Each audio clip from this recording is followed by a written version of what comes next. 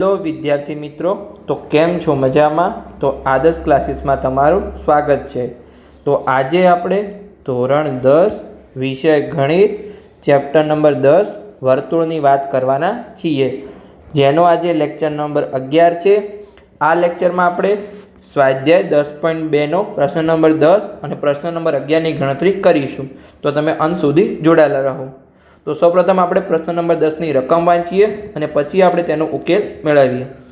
તો પ્રશ્ન નંબર 10માં આપણને શું કીધું છે કે પ્રશ્ન 10, સાબિત કરો કે વર્તુળની બહારના બિંદુમાંથી વર્તુળને દોરેલા બે સ્પર્શકો વચ્ચેનો ખૂણો અને સ્પર્શ બિંદુને કેન્દ્રને જોડતા રેખાખંડ વચ્ચેનો ખૂણો એકબીજાને પૂરક હોય છે। હવે તો પૂરક એટલે કે શું? પૂરક એટલે કે બંને ખૂણાનો સરવાળો 180 અંશ થવો જોઈએ। તો પહેલાં અહીંયા આપણે આકૃતિ દોરીશું અને પછી આપણે આગળની ગણતરી કરીશું। તો ચલો અહીંયા આપણે આકૃતિ દોરીએ। તો આ આપણો કોઈ વર્તુળ છે, એનું કેન્દ્ર ધારો કે આપણે O લઈએ, O કેન્દ્રવાળું વર્તુળ છે। પછી જો આપણને શું કીધું છે કે બહારના બિંદુમાંથી બે સ્પર્શક દોરેલા છે। તો અહીંયા આપણે બહારનું બિંદુ P લઈએ અને ત્યાંથી વર્તુળને બે સ્પર્શક દોરીએ। એક સ્પર્શક આપણે અહીંયા ઉપરની તરફ અને એક સ્પર્શક અહીંયા આપણે નીચેની તરફ। તો આ અહીંયા આપણા બે સ્પર્શક થઈ ગયા। જ્યાં વર્તુળના સ્પર્શ બિંદુ આપણે દોરીએ તો અહીંયા ઉપર A સ્પર્શ બિંદુ અને નીચે આપણું સ્પર્શ બિંદુ PB, એટલે કે આપણું સ્પર્શક PA અને PB થઈ ગયા। હવે આપણને શું કીધું છે કે વર્તુળના કેન્દ્રને આપણે જોડી દઈએ રેખાખંડ સ્પર્શ બિંદુથી। તો આ અહીંયા OA ને જોડી દીધું। હવે આપણે આ OB ને જોડી લઈએ, તો જોડી દીધું। હવે આપણે કયા બે ખૂણા પૂરક કરવાના છે તો જુઓ, અહીંયા આપણે રકમને ફરીથી વાંચીએ કે વર્તુળને બહારના બિંદુમાંથી દોરેલા બે સ્પર્શક વચ્ચેનો ખૂણો એટલે કે PA અને PB વચ્ચેનો ખૂણો એટલે કે APB, આ ખૂણો APB, અને બીજો ખૂણો કયો છે? સ્પર્શ બિંદુને કેન્દ્રને જોડતા રેખાખંડ એટલે કે AO અને OB વચ્ચેનો ખૂણો એટલે કે આ AOB ખૂણો। આપણે આ બંને સામસામેના ખૂણા છે ને આપણે પૂરક ખૂણા સાબિત કરવાના છે, APB અને AOB। તો અહીંયા આપણે સાબિતી છે તો પહેલાં આપણે પક્ષ અને સાધ્ય લખવું પડે। તો ચલો આપણે લખી લઈએ। પક્ષમાં આપણે શું લખીશું? જે પણ આપણને આપેલું હોય એ આપણે પક્ષમાં લખીશું। તો ચલો આપણે લખી લઈએ। અહીંયા આપણો પક્ષ આવશે, પક્ષ। તો પક્ષમાં શું છે? સૌપ્રથમ તો જુઓ, O કેન્દ્રવાળું આપણે એક વર્તુળ લીધું તો અને બહારના બિંદુ P માંથી આપણે બે સ્પર્શક દોર્યા। તો લખી દઈએ કે બિંદુ PA O કેન્દ્રિત વર્તુળના બહારના ભાગમાં આવેલ બિંદુ છે અને ત્યાંથી આપણે બે સ્પર્શક દોર્યા। કયા સ્પર્શક દોર્યા? તો જુઓ, PA અને PB આપણે બે સ્પર્શક દોર્યા છે। તો લખી દઈએ અને P બિંદુ, સરખી રીતે બિંદુ પહેલાં લખાઈ ગયો, P લખીએ। P બિંદુમાંથી વર્તુળને દોરેલા સ્પર્શક PA અને PB છે। હવે જો જે આ PA છે એ વર્તુળને ક્યાં સ્પર્શે છે? તો એ બિંદુએ સ્પર્શે છે। તો આપણું સ્પર્શ બિંદુ A છે ઉપર PAમાં અને નીચે PBમાં B છે। તો લખી શકીએ કે વર્તુળને અનુક્રમે સ્પર્શ બિંદુ A અને B છે। તો લખી દઈએ કે જે વર્તુળને અનુક્રમે A અને B બિંદુમાં સ્પર્શે છે, B બિંદુમાં સ્પર્શે છે। હવે જો અહીંયા અનુક્રમે A અને B એટલે કે PA છે એ A બિંદુમાં સ્પર્શે છે અને PB છે એ B બિંદુમાં સ્પર્શે છે। સમજ્યા પડે કે આ આપણું થઈ ગયું પક્ષ। હવે અહીંયા આપણે સાધ્ય લખીશું। તો ચલો લખી દઈએ સાધ્ય। તો સાધ્યમાં શું લખીશું? જે પણ આપણે સાબિત કરવાનું હોય એ આપણે સાધ્યમાં લખીશું। તો આપણે સાબિત શું કરવાનું છે કે જો આ APB અને AOB એકબીજાને પૂરક ખૂણા એટલે કે શું? જે ખૂણાનો સરવાળો 180 અંશ થાય। તો લખી દઈએ કે ખૂણો APB પ્લસ ખૂણો AOB બરાબર 180 અંશ। આપણે આવું સાબિત કરવાનું છે। તો આ આપણું થઈ ગયું સાધ્ય। હવે અહીંયા આપણે લખીશું સાબિતી, જે આપણે આ સાધ્યમાં લખ્યું એ આપણે સાબિત કરવાનું છે। તો ચલો આપણે સાબિત કરીએ। તો અહીંયા આવશે સાબિતી। તો જો હવે જો આપણા PA સ્પર્શક છે અને OA શું છે, આપણી ત્રિજ્યા છે, તો એના વચ્ચેનો ખૂણો કેટલો હશે? હંમેશા એના વચ્ચેનો ખૂણો 90 અંશનો હશે, કેમ કે આપણે પ્રમેય 10.1 શીખ્યા છીએ. આ ખૂણો આપણો 90 અંશનો હશે. નીચે જુઓ, આપણો સ્પર્શક PB છે અને ત્રિજ્યા OB છે, તો એના વચ્ચેનો ખૂણો કેટલો હશે? એના વચ્ચેનો ખૂણો પણ હંમેશા 90 અંશનો હશે. પ્રમેય 10.1 આપણે શીખ્યા છીએ કે ત્રિજ્યા અને સ્પર્શક વચ્ચેનો ખૂણો હંમેશા 90 અંશનો હોય છે. તો ચલો આપણે નીચે લખી દઈએ. આજે મેં તમને 2 પોઈન્ટ સમજાવ્યા એ આપણે હાલ લખી દઈએ, આગળ તમને બીજું સમજાવતો જઈશ. ચલો આપણે લખતા જઈએ કે PA વર્તુળનો સ્પર્શક છે અને એને ત્રિજ્યા કઈ હતી? OA ત્રિજ્યા છે અને OA વર્તુળની ત્રિજ્યા છે. વર્તુળની ત્રિજ્યા છે, તો એના વચ્ચેનો ખૂણો હશે, એટલે કે ખૂણો OAP બરાબર 90 અંશનો હશે. કેમ 90 અંશનો હશે? કેમ કે પ્રમેય 10.1 મુજબ. તો આપણો પહેલો ખૂણો 90 અંશનો સાબિત થઈ ગયો. હવે આપણો સ્પર્શક આપણે PB લઈશું અને ત્રિજ્યા OB લઈશું, એના વચ્ચેનો ખૂણો પણ 90 અંશનો થશે. તો ચલો લખી લઈએ અહીંયા કે PB એ વર્તુળનો સ્પર્શક છે અને OB એ વર્તુળની ત્રિજ્યા છે.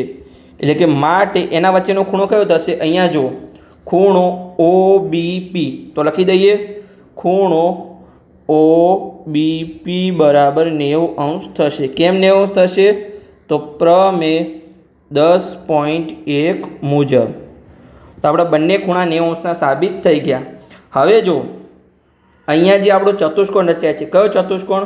તો અહીંયા હું તમને રેડ પેનથી સમજાવું છું. અહીંયા જો ચતુષ્કોણ OAP અને B, જો આ ચતુષ્કોણ રચાય છે આખો.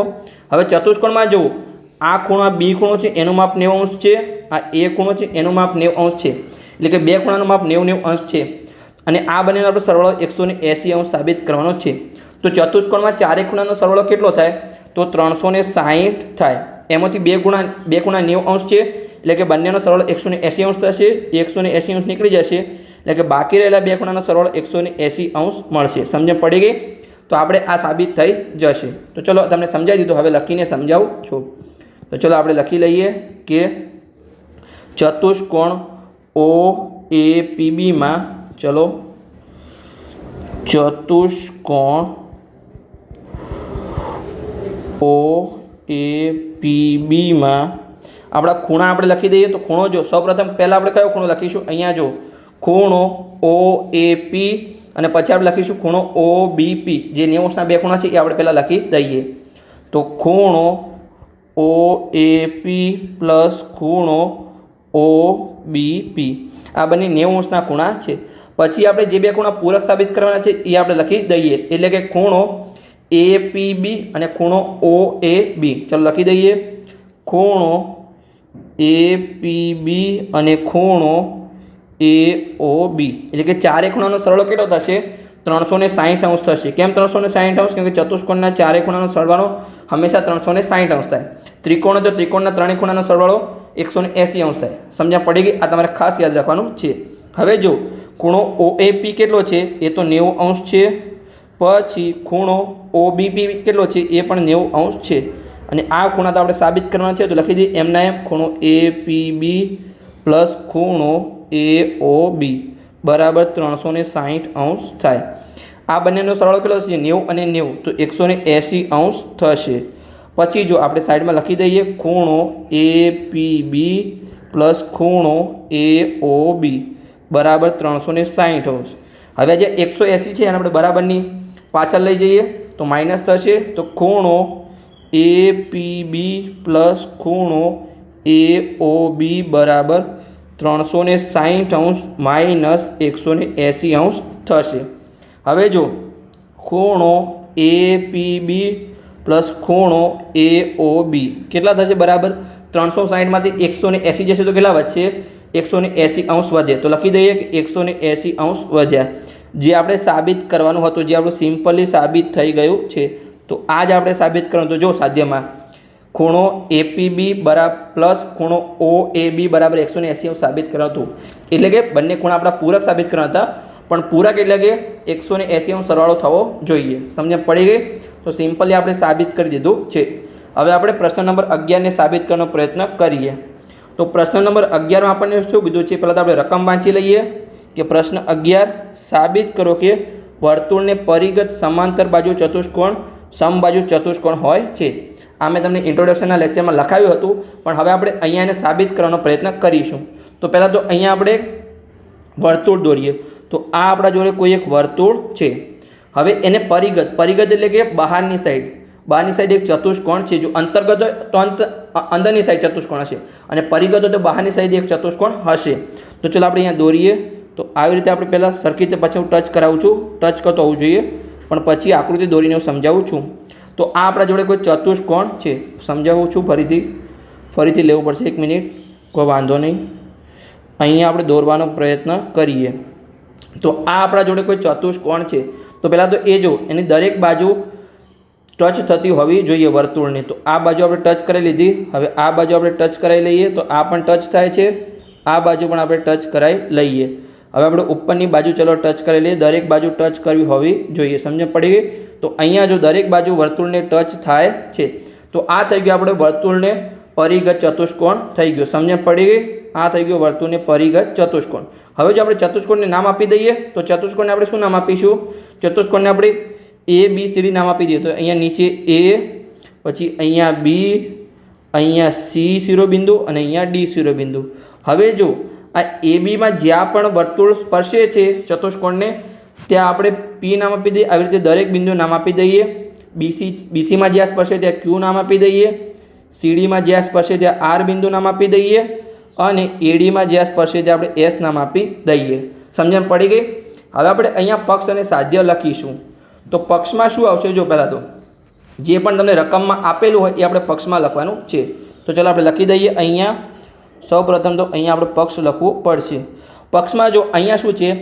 એક વર્તુળ છે, એને પરિગત ABCD ચતુષ્કોણ છે, જેની બાજુમાં સ્પર્શ બિંદુ આપણે લખવા પડશે. તો ચલો સરખી રીતે આપણે લખી દઈએ. તો સૌપ્રથમ તો અહીંયા આપણે વર્તુળને પરિગત સમાંતર બાજુ ચતુષ્કોણ ABCD છે, જ્યાં તેની બાજુઓ AB, પછી BC, પછી CD અને AD વર્તુળને અનુક્રમે કયા બિંદુ હતા? જો ABમાં P, પછી Q, પછી R અને S હતું. લખી દઈએ અહીંયા P, Q, R અને S બિંદુમાં સ્પર્શે છે. સમજણ પડી ગઈ? એટલે કે જો ABમાં P બિંદુએ સ્પર્શે છે, BCમાં Q બિંદુએ, CDમાં R બિંદુએ અને ADમાં S બિંદુએ સ્પર્શે છે. આ આપણું થઈ ગયું પક્ષ. હવે અહીંયા આપણે સાધ્ય લખીએ. તો સાધ્યમાં શું આવશે? જે આપણે સાબિત કરવાનું છે એ અહીંયા સાધ્યમાં આવશે. તો સાધ્યમાં જો આપણે સાબિત શું કરવાનું છે કે વર્તુળને પરિગત સમાંતર બાજુ ચતુષ્કોણ એ સમબાજુ ચતુષ્કોણ હોવું જોઈએ. તો ચલો લખી દઈએ કે વર્તુળને પરિગત સમાંતર બાજુ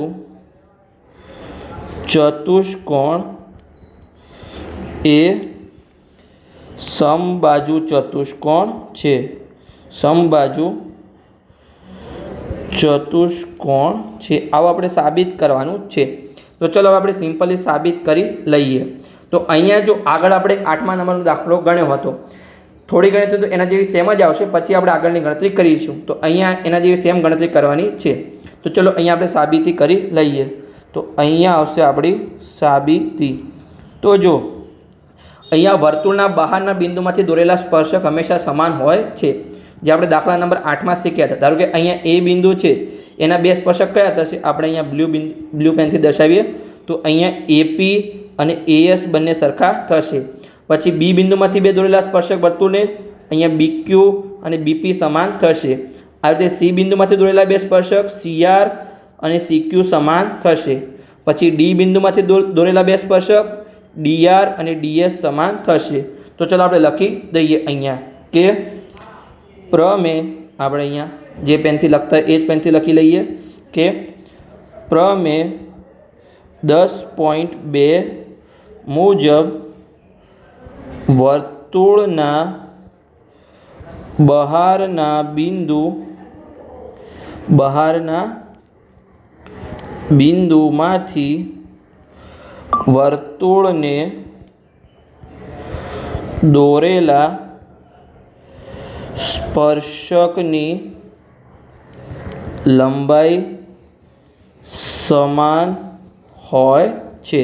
એટલે કે આપણા સ્પર્શક કયા હતા? જો એ બિંદુમાંથી કયા બે સ્પર્શક હતા? AP અને AS. તો લખી દઈએ કે AP અને ASની લંબાઈ સમાન છે. આને આપણે સમીકરણ નંબર 1 નામ આપી દઈએ. પછી બી બિંદુમાંથી બે સ્પર્શક કયા હતા? BP અને BQ. તો લખી દઈએ અહીંયા BP અને બરાબર BQ. આને આપણે સમીકરણ નંબર 2 નામ આપીશું. પછી સી બિંદુમાંથી બે સ્પર્શક CR અને CQ. તો લખી દઈએ અહીંયા CR અને CQ. પછી ડી બિંદુમાંથી બે સ્પર્શક DR અને DS. તો ચાલો લખી દઈએ અહીંયા DR અને DS. આ સી વાળું આપણું ત્રીજું સમીકરણ છે અને ડી વાળું આપણું ચોથું સમીકરણ છે. અહીંયા તમે કૌંસમાં લખી શકો છો કે જે પહેલું સમીકરણ હતું એ શું છે? બિંદુ એના સ્પર્શકો છે, સ્પર્શક. પછી બીજું સમીકરણ છે એ શું છે? બિંદુ બીના સ્પર્શક છે. તમે ના લખો તો કોઈ વાંધો નહીં, પણ તમે પરીક્ષામાં લખશો તો સરને સારું લાગશે. સમીકરણ 3 શું છે? બિંદુ સીના સ્પર્શક. અને સમીકરણ 4 શું છે? બિંદુ ડીના સ્પર્શક છે. સમજણ પડી ગયા? એટલા સુધી આપણે 8મા નંબરના દાખલામાં આવું જ કર્યું હતું. પછી આપણે શું કર્યું હતું? બધા જ સમીકરણનો સરવાળો કર્યો હતો. તો ચાલો લખી લઈએ કે બધા જ સમીકરણોનો સરવાળો કરતા. તો અહીંયા સરવાળો તો શું થશે? પહેલાં બરાબરની આગળની સાઈડના બધા જ સ્પર્શકનો સરવાળો થશે અને પછી બરાબરની પાછળની સાઈડના બધા સ્પર્શકનો સરવાળો થશે. તો જો પહેલાં શું છે? AP plus BP plus CR plus DR. પછી બરાબરની નિશાની અને પછી બરાબરની પાછળના સ્પર્શક એટલે કે AS plus BQ plus CQ plus DS. તો થઈ ગયું. હવે જો અહીંયા આ AP અને BP તમને આકૃતિમાં સમજાવી લઉં. જો અહીંયા આપણી આ AB બાજુ જ અહીંયા આપણે રફ અને રિમૂવ કરવાનો પ્રયત્ન કરીએ. તો જો અહીંયા આપણી આ AB બાજુ છે, આ AB બાજુ છે એ કોના દ્વારા બને છે? તો અહીંયા AP અને BP દ્વારા બને છે. એટલે બે સ્પર્શકનો સરવાળો દ્વારા AB બાજુ બને છે. પછી આ BC છે એ કોના દ્વારા બને છે? તો આ BQ અને CQ દ્વારા બને છે. તો આપણે લખી શકીએ એની જગ્યાએ. તો ચલો લખી દઈએ. અહીંયા જો આપણે શું કરીશું? અહીંયા આ કૌંસમાં લખીશું AP પ્લસ BP. પછી શું થશે? અહીંયા CR પ્લસ DR થશે, કેમ કે CD બાજુ થશે. પછી જો આ AS છે અને પાછળ DS છે તો AD બાજુ થશે AS પ્લસ DS. આવી રીતે આપણી 4 બાજુ થઈ જશે. BQ અને CQ દ્વારા BC બાજુ બનશે. તો જો AP અને BP દ્વારા કઈ બાજુ બનશે? તમારે AB. સમજ પડી ગઈ? જો પીસ જે સમાન એને તમારે નીકાળી દેવાનું છે. પછી જો CR અને DR તો R સમાન છે તો Rને નીકાળી દો. CD બાજુ બનશે આપણી. પછી જો બરાબર નિશાની, પછી AS અને DS તો Sને નીકાળી દો. અહીંયા આપણી AD બાજુ બનશે. પછી BQ અને CQ તો Q સમાન છે, Qને નીકાળી દો તો આપણી BC બાજુ બનશે. તો આ આપણે કયા માટે બન્યું? આ આપણું બન્યું સમીકરણ નંબર 5. આપણે સમાંતર બાજુ ચતુષ્કોણ માટે બન્યું. પરિગત ચતુષ્કોણ હોય એના માટે આ આપણે સાબિત કર્યું હતું. કયા દાખલામાં? દાખલા નંબર 5માં. આટલા સુધી આપણે સાબિત કર્યું હતું. પણ હવે જો અહીંયા આપણને શું કીધું છે કે જે ABCD છે એ સમાંતર બાજુ ચતુષ્કોણ છે. તો સમાંતર બાજુ ચતુષ્કોણમાં શું હોય? સામસામેની બાજુ સરખી થાય અને સામસામેના ખૂણા સરખા થાય. પણ અહીંયા ખાલી આપણે બાજુની જરૂર છે. તો ચલો આપણે અહીંયા શું થશે કે અહીં ABCD સમાંતર બાજુ ચતુષ્કોણ છે. ચતુષ્કોણ છે એટલે શું થશે? સામસામેની બાજુ સરખી થશે. એટલે સામસામેની બાજુ કઈ છે? જો અહીંયા આ જે AB બાજુ છે એની સામેની બાજુ કઈ છે? અહીંયા CD છે તો એ સમાન થશે એટલે કે AB બરાબર CD થશે. અને આ BC છે એની સામેની બાજુ કઈ છે? જો અહીંયા આ AD છે એટલે કે BC બરાબર AD થશે. આ સામસામેની બાજુ સરખી થાય સમાંતર બાજુ ચતુષ્કોણના. પણ આપણે સાબિત શું કરવાનું છે? સમબાજુ ચતુષ્કોણ. એટલે સમબાજુ ચતુષ્કોણમાં શું હોય? દરેક બાજુ સરખી હોય. સમબાજુ ચતુષ્કોણમાં ચારે બાજુ સમાન હોય. તો પહેલાં આપણે આ તો લખી દઈએ કે AB બરાબર CD અને BC બરાબર AD. તો ચલો નીચે લખી લઈએ અહીંયા કે AB બરાબર CD અને BC બરાબર AD થાય છે. કેમ? કે સમાંતર બાજુ ચતુષ્કોણ છે એટલે. આને આપણે સમીકરણ નંબર 3 નામ આપી દઈએ. હવે જો અહીંયા સમીકરણ આપણું 5 છે એમાં આપણે સમીકરણ 6 ની કિંમતો મૂકીશું. એટલે કેવી રીતે તમને સમજાવું છું કે અહીંયા આપણે લખી દઈએ સમીકરણ 5 અને સમીકરણ 6 પરથી. ચલો લખી દઈએ સમીકરણ 6 પરથી સરખી રીતે લખી દઈએ કે સમીકરણ 6 પરથી. તો અહીંયા જો આપણું પહેલાં શું હતું કે 5મું સમીકરણ આપણે ફરીથી લખીએ તો શું છે? અહીંયા જો AB પ્લસ CD બરાબર AD પ્લસ BC હતું આપણું 5મું સમીકરણ હતું. હવે જો અહીંયા આપણે CDની જગ્યાએ AB લખી શકીએ કેમ કે બંને સમાન છે. તો ચલો લખી દઈએ કે AB પ્લસ AB, અહીંયા CDની જગ્યાએ આપણે AB લખ્યું.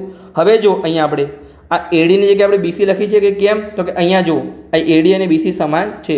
તો ચલો ADની જગ્યાએ આપણે BC લખી દઈએ એટલે કે BC પ્લસ BC. તો અહીંયા જો શું થયું? બરાબરની આગળ AB પ્લસ AB તો શું થશે? 2AB થશે અને પાછળ BC પ્લસ BC એટલે કે 2BC થશે. તો જો અહીંયા બે ઉડી જશે બરાબરની સામસામે છે તો આપણને શું મળ્યું? AB બરાબર BC મળ્યું. હવે જો AB બરાબર BC મળ્યું તો AB બરાબર BC શું છે? જો અહીંયા AB આપણે સમજીએ તો જો અહીંયા આપણે રફ વનને રિમૂવ કરવાનો પ્રયત્ન કરીએ.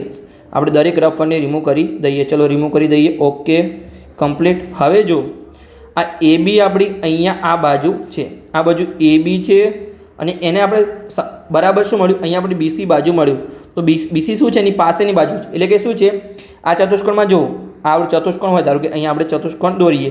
આ આપણું કોઈ ચતુષ્કોણ છે એમાં જો આ A B C અને D એમાં કેવું છે કે સામસામેની બાજુ તો સમાન છે. કેમ કે અહીંયા AB અને CD તો સમાન છે. કેમ કે સમાંતર બાજુ ચતુષ્કોણ છે.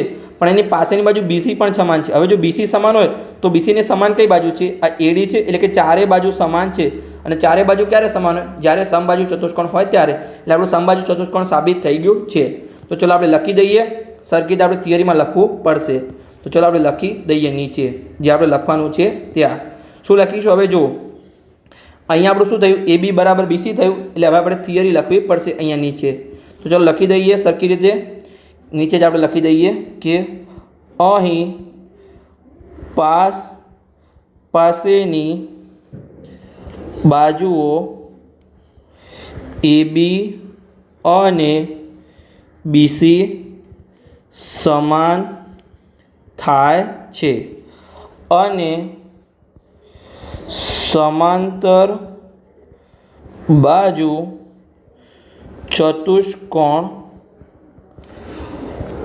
હોવાથી સામેની બાજુઓ સમાન થાય. હવે જો પાસેની બાજુ પણ સમાન છે અને સામેની બાજુ સમાન છે. તેથી આપણે શું કહી શકીએ કે તેથી સમાંતર બાજુ ચતુષ્કોણ ABCD ની દરેક બાજુઓ સમાન છે. ની દરેક બાજુઓ સમાન છે. હવે દરેક બાજુ સમાન હોય તો શું થાય?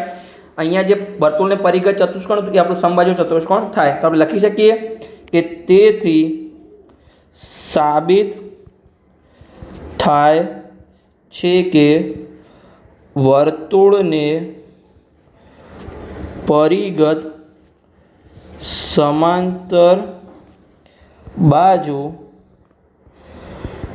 ચતુષ્કોણ એ સમબાજુ